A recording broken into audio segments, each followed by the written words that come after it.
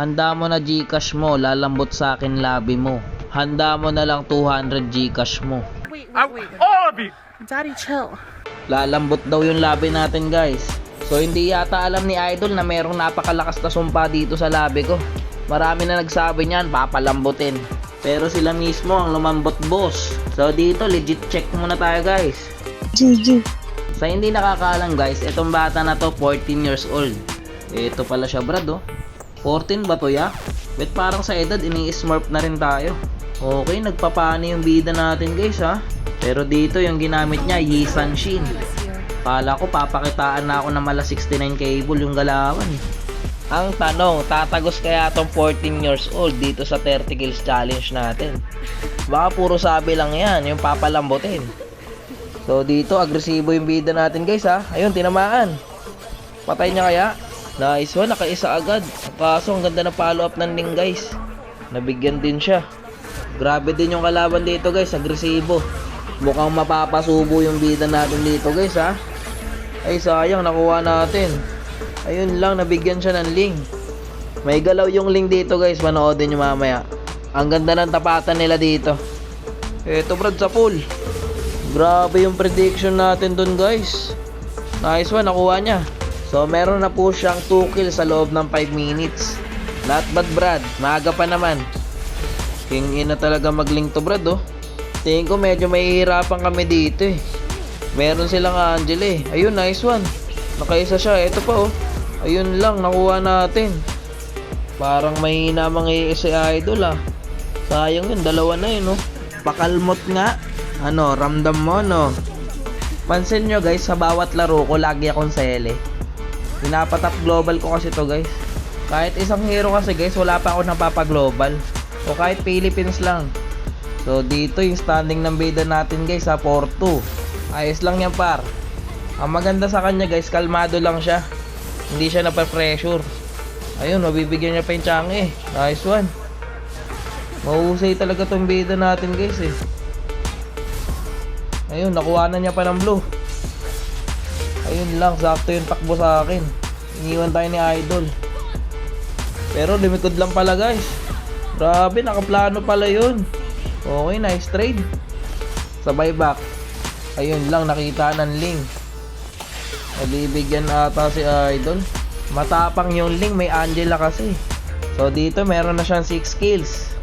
Naisip ko lang guys, bakit hindi kayo nagre-request sa akin ng hero? Pwede ko kayo ipag-Angela, ipag-Copra, ipag-Tigreal. Pwede naman kayo mag-request. Ipag-roam ko kayo para mapadali yung challenge. Dito mukhang nainip si Idol ha, pinasok niya yung 3. Ayun, nabigyan siya. Pero naka-trade siya ng isa guys. Kung ako sa kanya, dapat nag-i-easy lang siya eh. Kalma lang, wag masyadong agresibo. Tingin ng Ling to, trip ako. Wala naman akong ginagawang kasalanan niya eh, bet trip mo ako. Ayun, nabigyan ka tuloy. Ayun lang, nakiisan siya boss. Patay tayo dyan, nakuha niya pa yung Lord guys. May hirapan ka na dito Idol. Ang daming nasasayang ng bida natin guys. Eto pa oh, sayang wala siya oh. Sa kanya sana yun eh, kaso malayo siya eh. Yun lang, wala na pala tayong kampe. Nabigyan tuloy tayo. Ayun, tsaka lang siya pumasok. Eh nasipa pa siya ng Chu. Patay ang gago. Ano yung standing ng bida? 7-5. Tingin ko kaya pa to guys eh, kasi lamang yung kalaban eh. Sa tingin ko kasi guys, mas magagawa nyo yung 30 kills pag lamang yung kalaban. Kasi makakampante yung kalaban dyan guys eh. Susugod-sugurin kami. Doon siya makakabawi ngayon. Pusang galang Ling to, ako yung trip. Takala mo ba? Demonyo ka! Demonyo ka! Tingin ko guys yung Ling, map hack. Tingnan nyo dito guys oh. Pusang galayan, paano tayo nakita dun? Eh hindi naman niya ako nakita nung nagtago ko dun. Walang iya yun, mapak siguro yun si Idol. Kanina pa yun guys eh, hindi ko lang siya masyadong pinapansin. Kasi kala ko nakakachamba lang. Pero yung last iba na eh.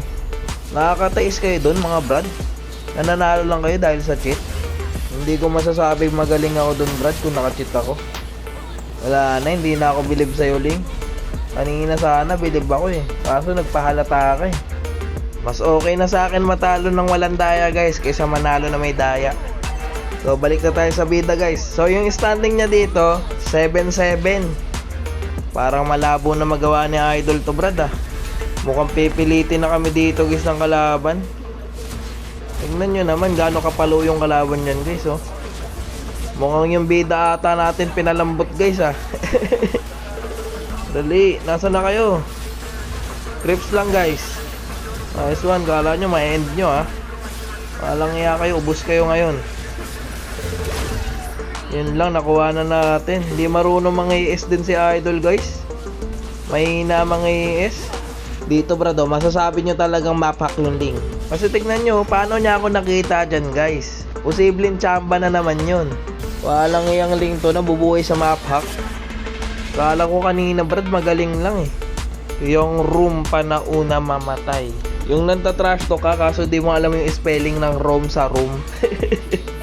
Nabigyan yung idol natin dito guys ha. Hindi natin madrag eh. Sinugod niya mag-isa yung 4 guys. Kaya namatay siya. Wala, hindi na ako impressed dito guys. Magaling sana to guys, may galaw. Ang kaso mapak eh. Ayun lang, ubos ata tayo dito guys. Nabigyan pa ako.